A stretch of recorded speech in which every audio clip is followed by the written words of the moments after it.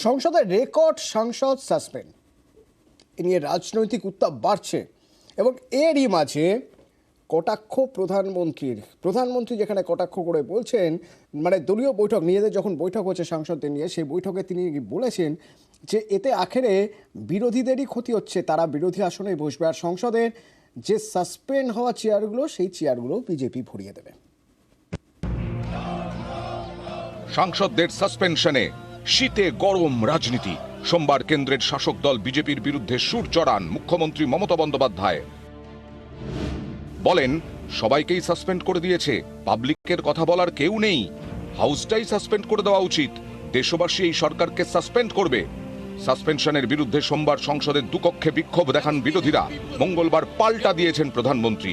বিজেপির সংসদীয় দলের বৈঠকে তিনি বলেন, সোমবার সংসদে বিরোধীরা যা করেছে তা ঠিক নয়, বিরোধীরা ঠিক করেছে তারা বিরোধী আসনেই থাকবে। সাসপেনশনের পর খালি সিটে বসবে বিজেপি। 2024-এর পরে বিজেপি সংসদে ভরে যাবে সাংসদ সাসপেনশন ঘিরে এভাবেই বাকযুদ্ধে চরমে। এরই মাঝে মঙ্গলবার ফের সাসপেন্ড 50 জন লোকসভার সাংসদ।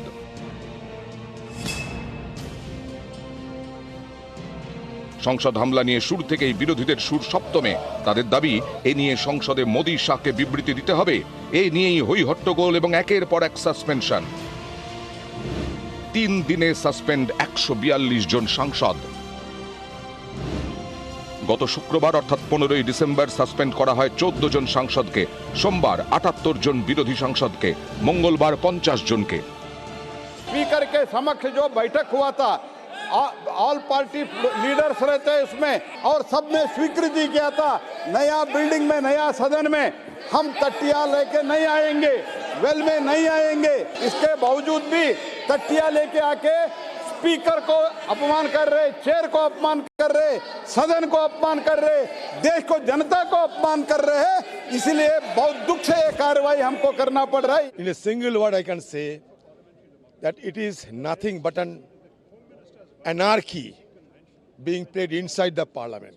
They don't have even an iota of faith upon the parliamentary system in our country. So that is why it is nothing but an anarchy inside the parliament. Suspension নিয়ে বিরোধীদের সুর সপ্তমে। এদিনই বিরোধীদের টিম ইন্ডিয়ার বৈঠক, দুপুরে বিরোধীদের বৈঠক, সকালে বিজেপির সংসদীয় দলের সঙ্গে বৈঠক করেন নরেন্দ্র মোদী, নিশানা করেন বিরোধীদের।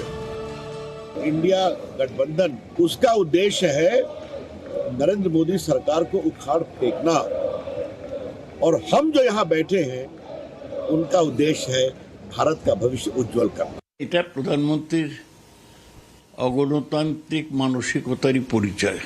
উনি ভাবছেন যে বিরোধী আসন ভরিয়ে দেবেন, এটা দিবাস্বপ্ন। তবে উনি মানসিকভাবে চান যে বিরোধী শূন্য সংসদ হোক, তাহলে উনি নিজের ইচ্ছে মতো রোলার চালাতে পারবেন। কিন্তু মোদির এই দিবাস্বপ্ন কখনোই পূরণ হবে না। নিউজ 18 বাংলা।